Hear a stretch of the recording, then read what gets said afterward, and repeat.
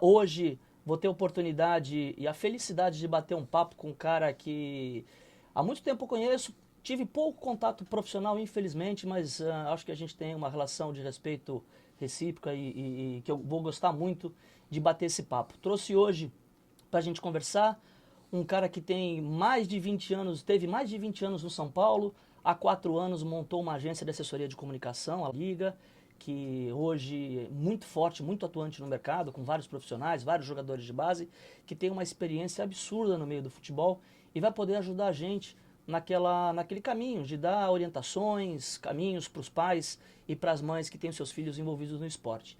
E, para melhorar tudo isso, ele ainda tem um filho que está jogando, está nas bases aí, tentando a vida como jogador de futebol. Muito obrigado, meu amigo Juca Pacheco, pela oportunidade, pela disponibilidade em vir bater um papo com a gente. Obrigado mesmo pela tua presença, estou muito feliz de estar aqui. Obrigado, Musa. Obrigado. É uma honra enorme aí estar participando dessa discussão, ter sido eleito um cara que pode contribuir para o debate. Acho que isso aí é fundamental. É um debate rico, profundo, controverso, mas que de grande importância na vida de todo mundo. Todo mundo tem filho, todo mundo quer o sucesso do seu filho. E a comunicação faz muito parte disso. Sem dúvida. Então, obrigado. Um prazer enorme. Conte comigo. Espero colaborar com o debate. Vai colaborar com certeza, Juca. Eu vou. E aquilo que você falou, né? Controverso, muito porque não existe uma fórmula mágica, né? Se existisse uma fórmula mágica e quem soubesse estava trilhardário. Mas não existe. Cada um faz seu caminho, cada um tem o seu momento. Mas, Juca, só pra gente começar, eu queria entender um pouco assim. Você, não o Juca profissional, o Juca criança, adolescente, qual a primeira lembrança que você tem assim do esporte na sua vida? Como é que esse assunto entrou na sua cabeça, entrou no seu coração? Eu acho que a história é muito parecida com a maioria das crianças do Brasil, do nosso país. Uma bolinha, um presente que você ganha, uma bola de futebol e que você fica chutando na parede. Eu lembro que a gente morava em São Paulo, sempre morei em São Paulo, numa casa pequena, mas que tinha um quintal. Lembro vagamente assim de eu chutando bola na parede, de eu andar na rua, chutar a bola na rua. Então acho que foi a minha relação com a bola, né? A partir dali, a minha relação com o time, com o São Paulo, sempre fui muito São Paulino e tal. E creio que sejam, assim, as minhas primeiras lembranças E, nessa relação eterna. e aí, assim, qual foi a sua primeira referência? Não necessariamente o teu maior ídolo hoje, que depois nós vamos chegar nisso, mas qual foi a tua primeira referência de esporte ou de esportista, de competição, aquilo que te chamou a atenção mais ainda? Porque você ganha um presente, começa a brincar com a bola, começa a assistir na televisão, jogos, aí depois vai indo. E qual é a tua referência ah, ah, que você lembra de infância, assim, de ídolo, de jogador ou de time? De encantamento, assim, foi aquele São Paulo de 85, 86. Com o Careca. Os menudos? Os menudos. E de episódio, especificamente aquela final contra o Guarani que o Careca faz. Eu lembro de eu estar com a minha mãe na sala, meu pai é jornalista esportivo, a gente vai chegar lá sobre como eu escolhi e tal, não sei o quê. Então meu pai trabalhou muitos anos no Estadão, na Bandeirantes, e tava no plantão do jogo. E eu com a minha mãe, assim, na madrugada, aquele jogo acho que deve ter acabado, sei lá, 2 horas da manhã. Eu tinha 8 anos, porque eu sou de 78. Nós estamos falando do Campeonato Brasileiro de 86, que ali, se eu não me engano, era janeiro de 87, aí já entendendo um pouco mais a história. Quase certeza que a final daquele ano foi. Cara, é aquele jogo, eu acho que você tá me trazendo uma lembrança de infância maravilhosa. Se eu não me engano, aquele campeonato teve um lance de transmissão, não era a Globo, era só uma... Copa União, pode ser? Não, Não não, não era sei Copa União, não exatamente. era Copa União. Teve alguma questão que, se não me engano, eu vou até pesquisar isso depois e colocar, porque eu tenho quase certeza que aquela transmissão, eu acho que só foi pela Gazeta, que não era usual. Gazeta, Pode alguma ser. outra emissora. E eu tava na casa dos meus tios, caras, eu vi aquele jogo, eu tive que ir pra lá pra ver o jogo, por isso que eu lembro da movimentação. Aham. Legal demais.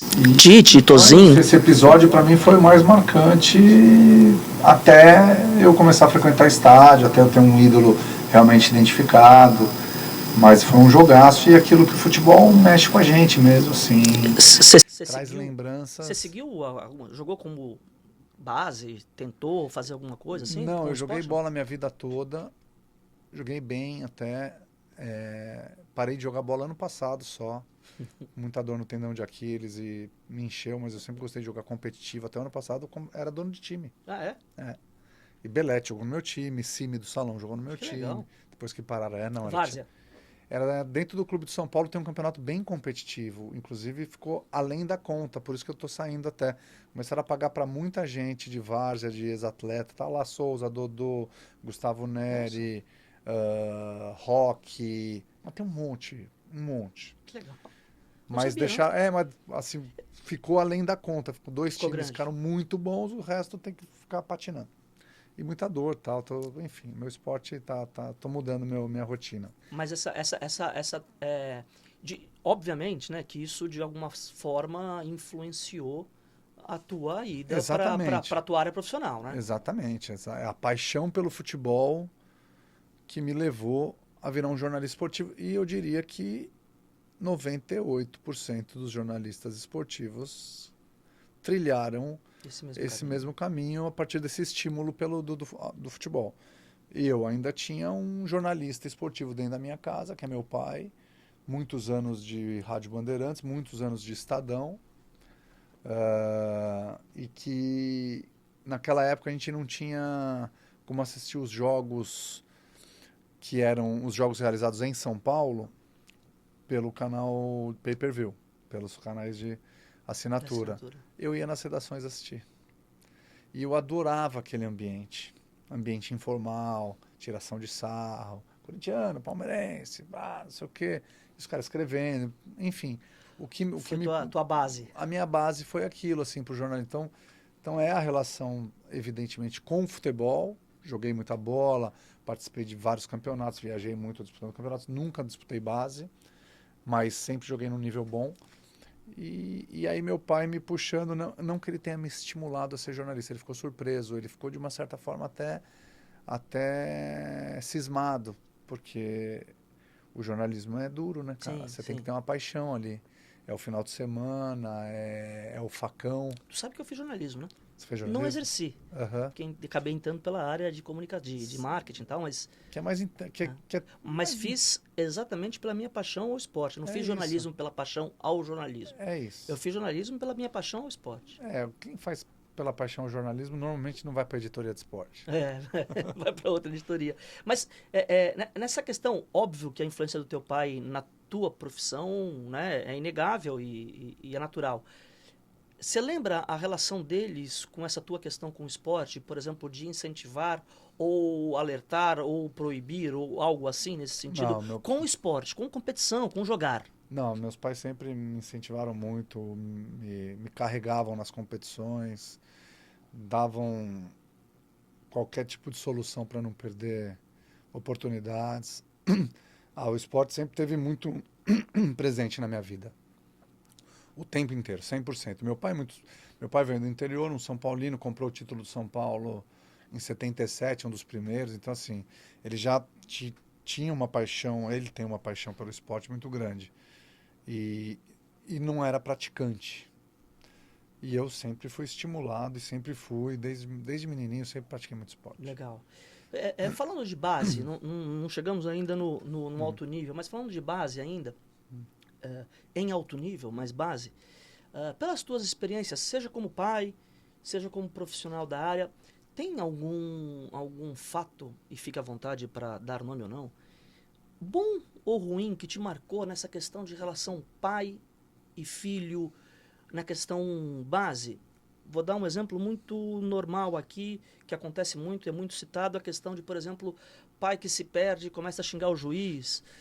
Você tem alguma cena marcante dessa para você? Uma específica que eu me lembro, assim, não, mas eu tenho vários momentos, assim, do excesso do pai, né? Tem uma que tem, tinha um pai de um goleiro amigo nosso que, assim, todos os jogos ficava atrás do gol. Nossa Senhora. E aí eu fico imaginando Na cabeça do... como que vai ser esse moleque sem o pai atrás do gol.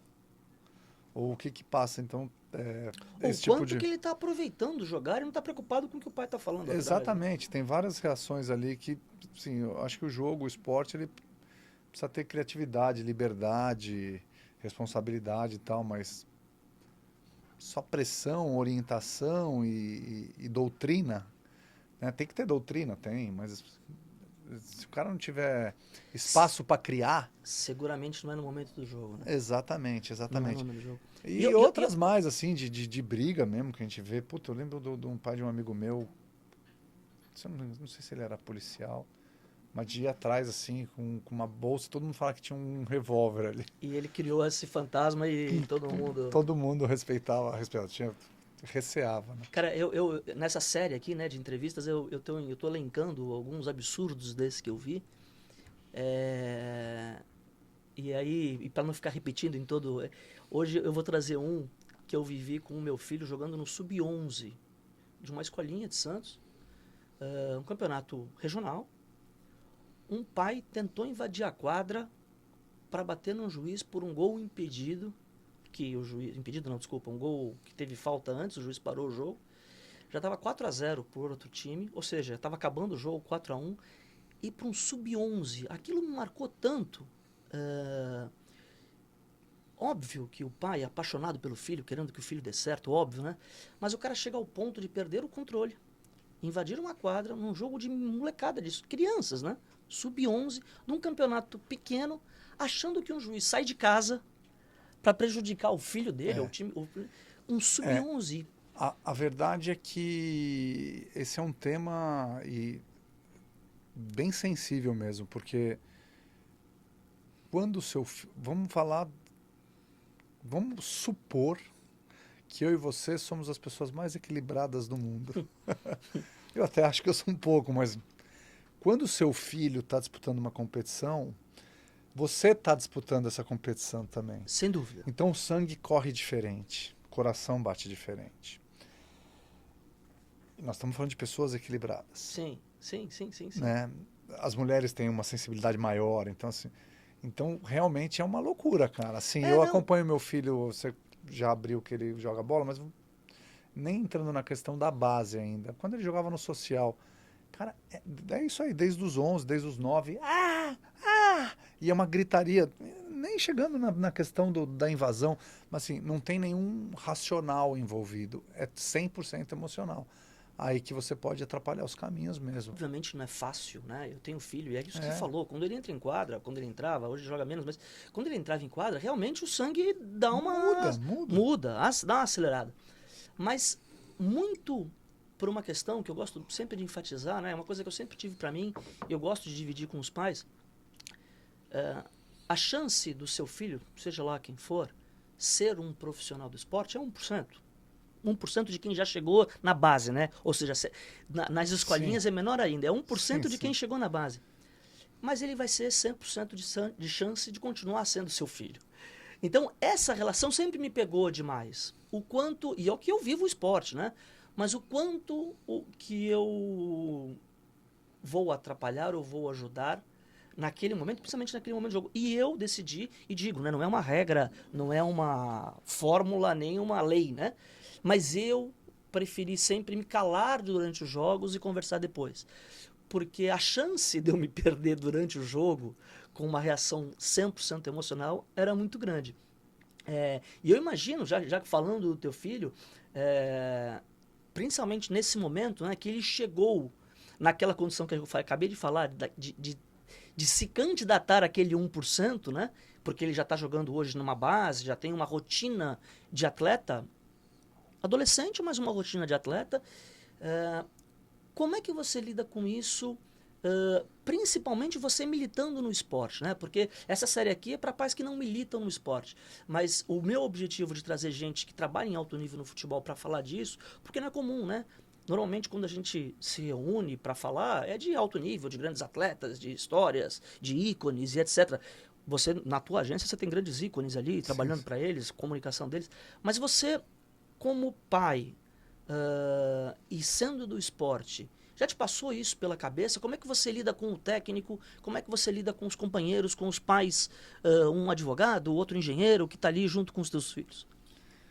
Eu com o técnico não lido, né? Há um muro alto que os clubes assim preferem, até porque os pais se emocionam demais. Então eu não tenho nenhuma relação com o técnico do João. Pelo contrário, o que eu falo para ele, o que eu penso sobre o jogo dele, eu falo para ele e ele tentar assimilar, e se ele quiser ele discute com o técnico dentro da comissão técnica, dentro dos treinos dele. Então, a minha relação, para eu ter alguma interferência dentro do que eu acho melhor para ele naquela equipe de futebol, não é com o técnico que eu falo com o jogador. E aí eu falo, filho, você não acha que você poderia render melhor aqui ou ali? Eu achei que o time... Mas assim, a gente cria discussões em casa, para ele tem que ter autonomia de discutir lá dentro. Boa. Você cria um ambiente para ele Exatamente. poder ter a autonomia ou a liberdade de conversar com o técnico sobre. Vou dar um exemplo claro. Ele tá jogando de 10. E tá dando muito certo, tem 6 gols e tal, não sei o quê, no Paulista. Mas eu sempre o vi como 8. Eu acho que ele vai ser um jogador, caso ele siga nessa carreira, um 5, um 8. E o 8 pega mais na bola, ele tem muita qualidade de passe e tal, não sei o quê. Mas ele sabe fazer gol, tanto é que tem, né? Então, pela característica do elenco, o técnico encontrou nele uma solução. Então, o técnico tá vendo o que é melhor para o time, achou um 10, que ele não tem outro ali. Eu tô olhando o futuro do meu filho, eu queria vê-lo de 8. E como é E que se lida como com que eu essa... vou sobrepor o que eu penso pro técnico? O que eu posso falar é pro meu filho, pro João, abrir essa discussão lá dentro. Porque o cara tá pensando coletivamente, ele tá pensando na equipe, né? Então, esse tipo de discussão eu sempre trago para casa. Agora, em relação aos pais, os pais ficam efervescendo na arquibancada, não tem jeito. Tem os mais irritados, os menos, os mais eufóricos, os menos, os que estão titulares, os reservas, enfim. Aí é uma discussão, cara, assim, dentro do meu equilíbrio. O que eu acho, assim, o que eu penso sobre o dia a dia dessa vida dura. O meu filho, ele sai de casa às 7 da manhã para ir para a escola. A 1 hora, nós moramos no Morumbi, ali no Vila Sônia, Morumbi, Zona Sul de São Paulo, e ele treina em Santana do Parnaíba, 40 minutos para frente de Alphaville ainda, porque é lá na Estrada dos Romeiros, no SCA Brasil. Então ele demora 2 horas para chegar, 2 horas para treinar, 2 horas para voltar. Todos os dias? Todos os dias, segunda a sexta, sábado joga, domingo folga. Normalmente é isso. Então ele sai de casa às 7 da manhã, chega às 8 da noite. Ele está se esforçando pra cacete. Pra cacete, assim, é um esforço. E ele está se esforçando por quê? Porque eu tô impondo, induzindo? Não. Porque ele está gostando. Ele está gostando, ele gosta do que ele faz. Ele tem um sonho, ele está batalhando pelo sonho dele. Então, assim, enquanto ele estiver feliz, tem que fazer o que está fazendo. Tem que correr atrás dos sonhos. Boa. E o que eu penso, assim, eu não deposito o meu futuro nele. Esse eu acho que talvez o X da questão. E aí são diferentes classes sociais, são diferentes realidades e tal. Dê o seu melhor todos os dias. Tem que treinar como se fosse um jogo. Não tem meio termo. Você tá lá, beleza, eu não te pressiono para nada. Mas se você tá, faz direito. Perfeito, perfeito. Assim, segunda-feira o treino é piroca. A gente tava falando de não poder falar do vocabulário. Terça é vezes 2. Quarta é vezes 3. Tem que treinar 100% o tempo inteiro. Você pode treinar mal, tecnicamente. Não tem nenhum problema. Mas você tem que estar de corpo e alma naquilo que você está fazendo. Eu ia passar pro Juca profissional, mas puta, esse assunto do pai me interessa demais.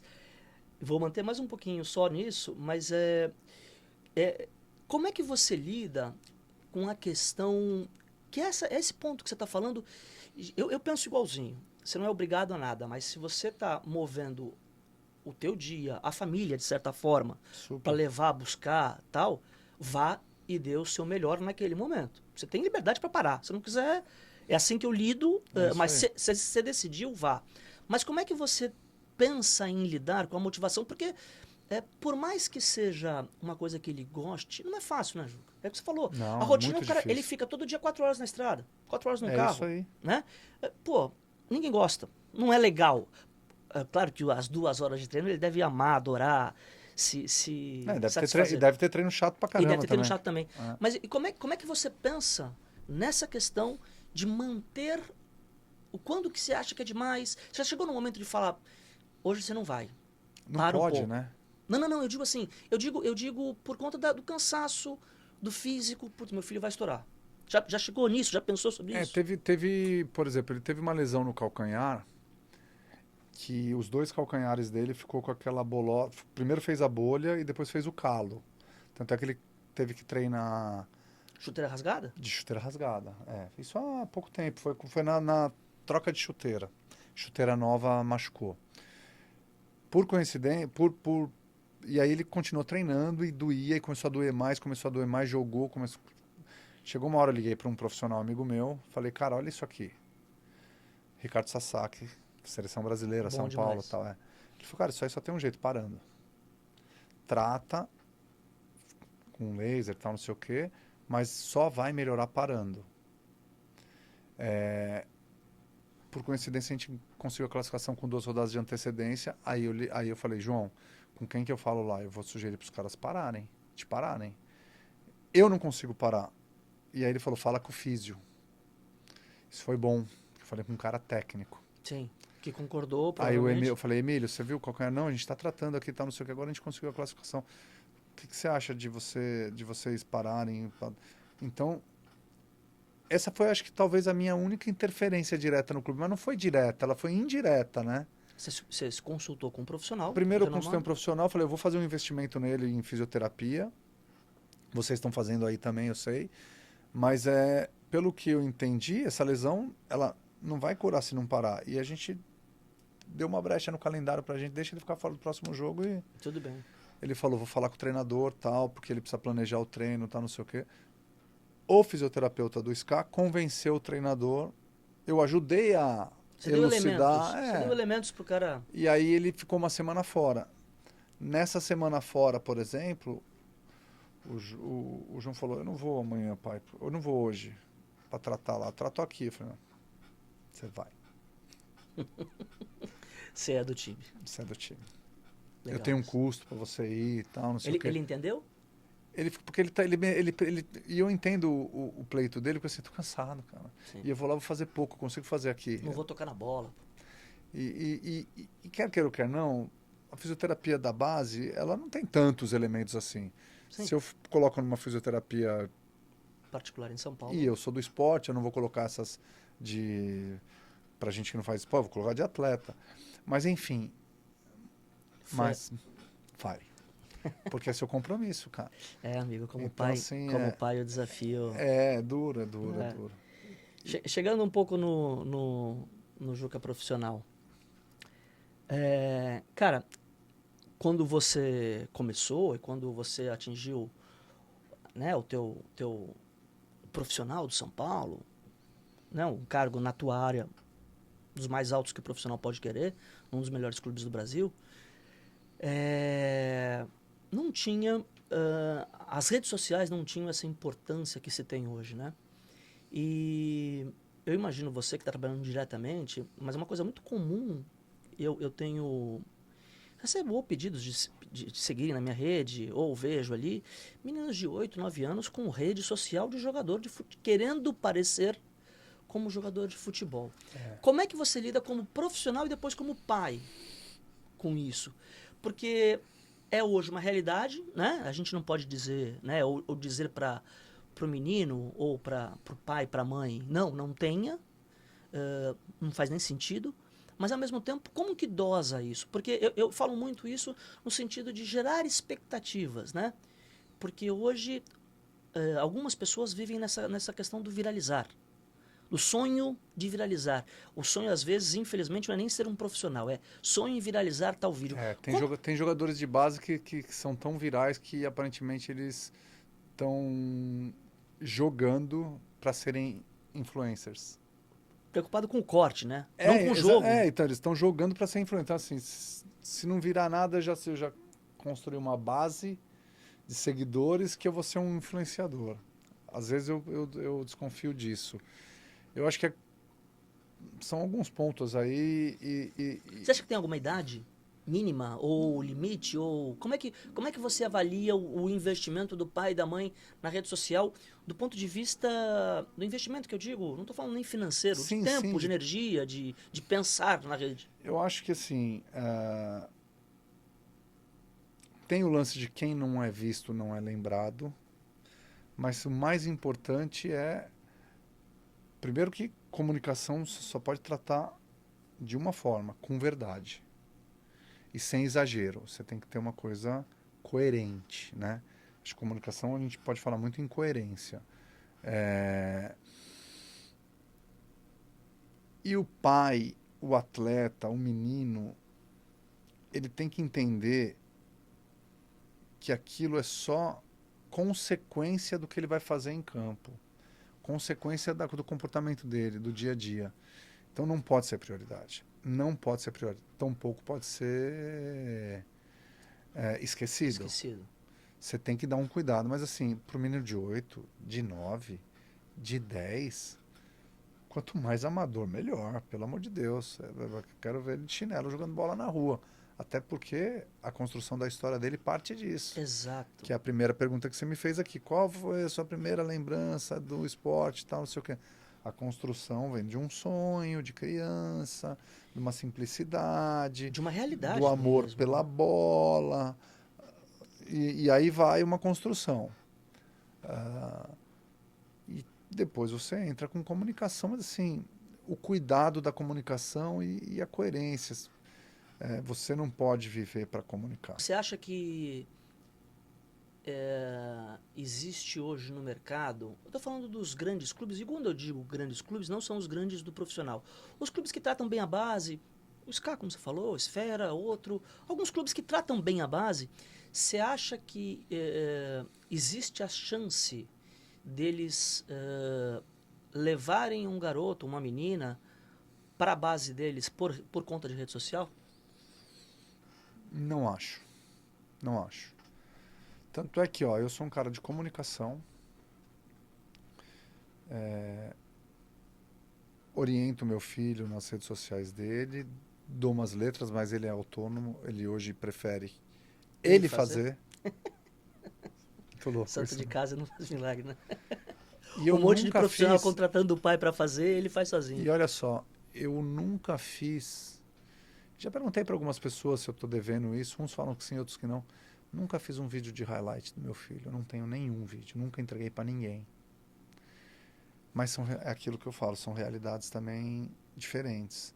Porque ele está empregado, ele está num clube e ele está titular do Campeonato Paulista. Então, na minha maneira de ver, ele está na vitrine. E o moleque que está na reserva? Talvez precise. E o moleque que é do norte, do nordeste? Talvez um vídeo de highlight, estou falando, né? Um vídeo de melhores momentos, de características. Mas eu nunca fiz isso para ele. E a coisa está andando naturalmente. Eu não tô, a minha força como na indústria, ela está sendo próxima do zero para ele, porque uma das coisas que eu acho que eu não posso me enganar e nem enganá-lo. Sim, sim, sim, sim, sim, A sim, coisa sim. tem que ser uma conquista mesmo, né?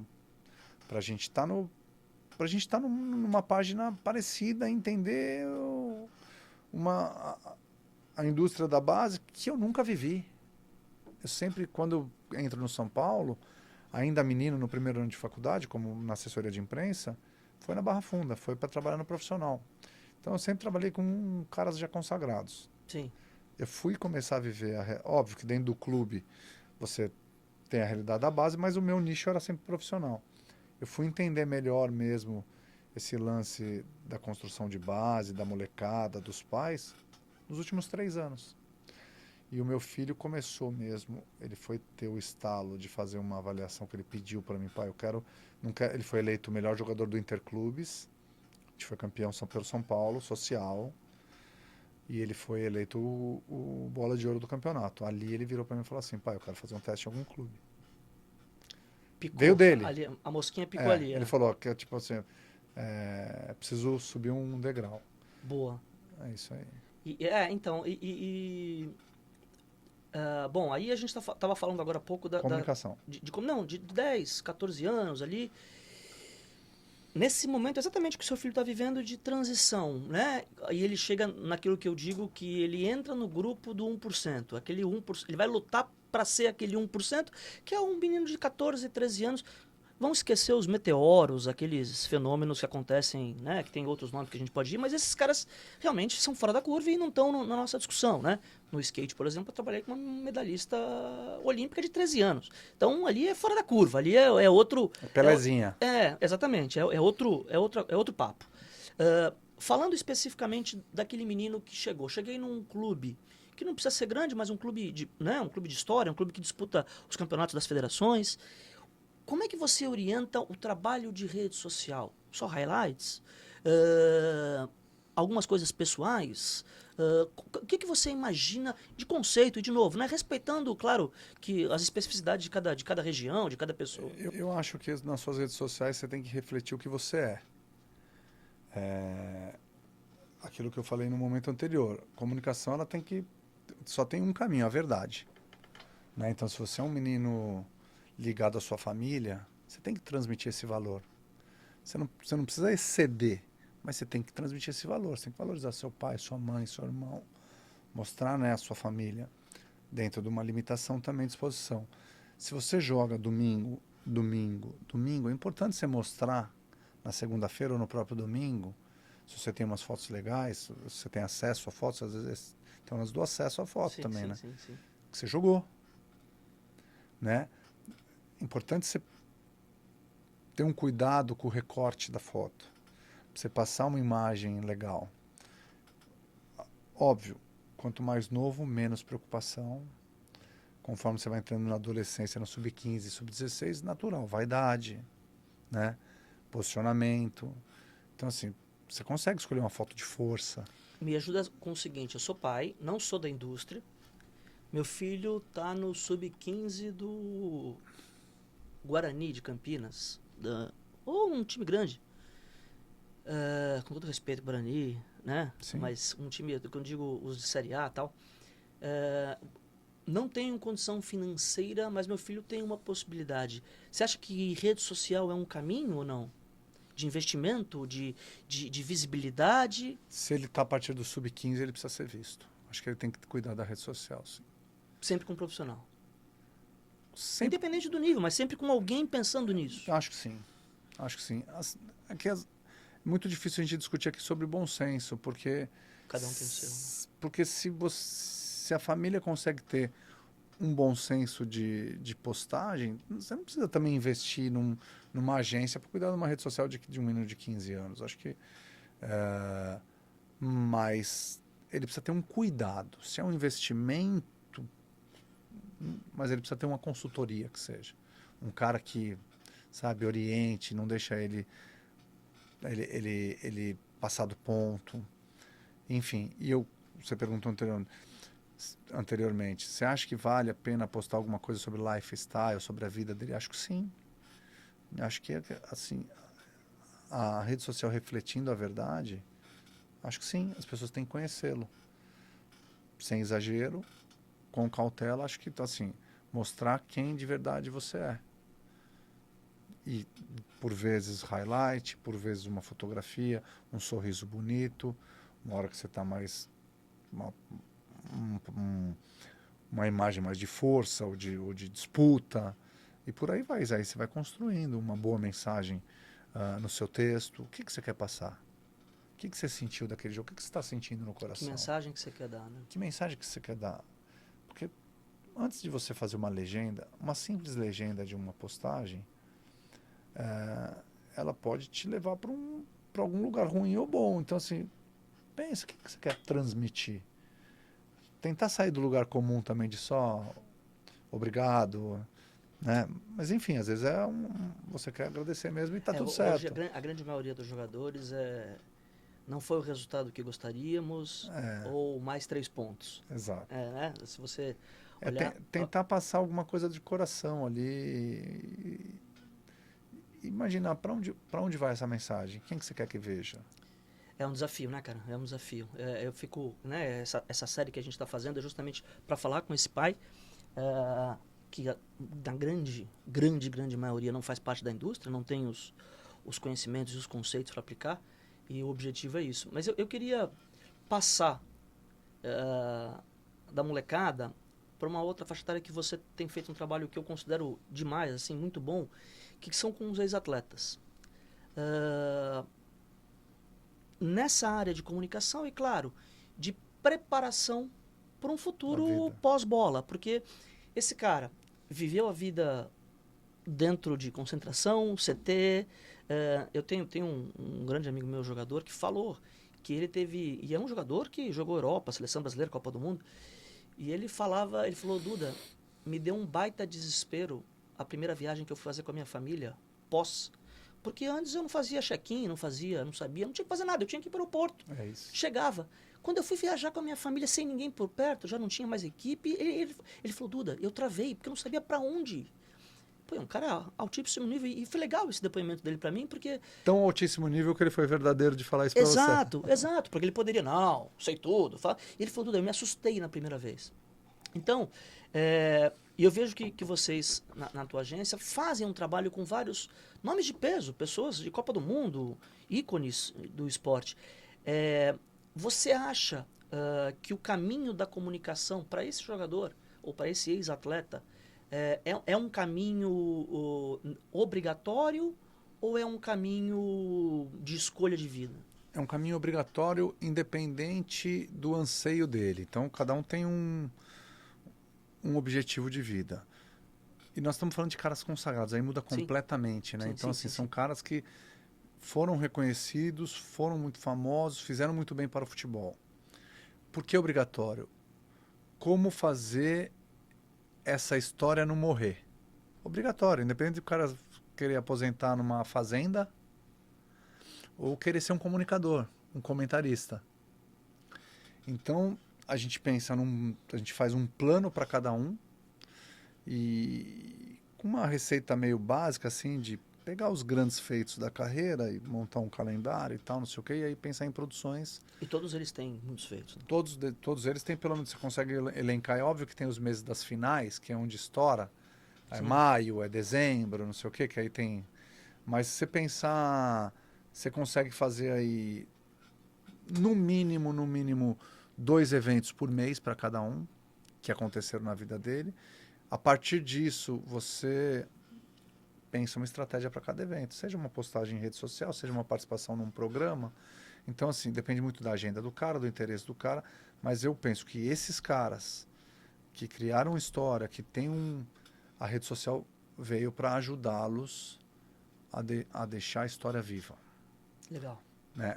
Agora vem o Fábio Santos, virou um comunicador.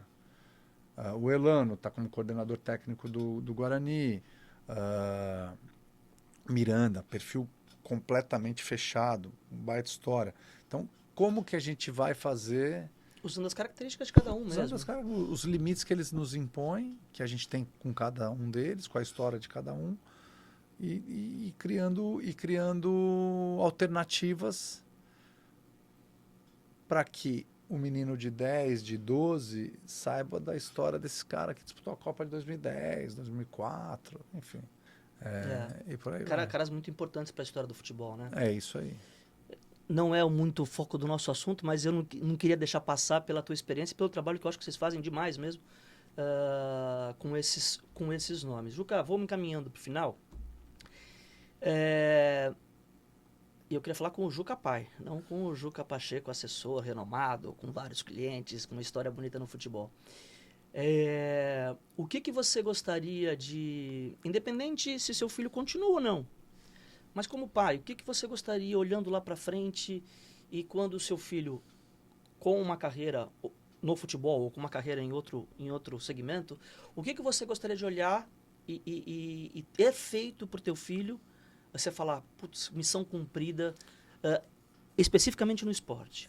Eu vou só mudar o tempo dessa história um pouco, porque partindo de uma pergunta que eu sempre recebo dos meus amigos. Você acha que vai virar? Né? Então E eu respondo com o coração aberto e com muita tranquilidade. Já virou. Já virou. Porque o que esse moleque está vivendo... Ele está feliz. Você quer ver seu filho feliz. Pronto.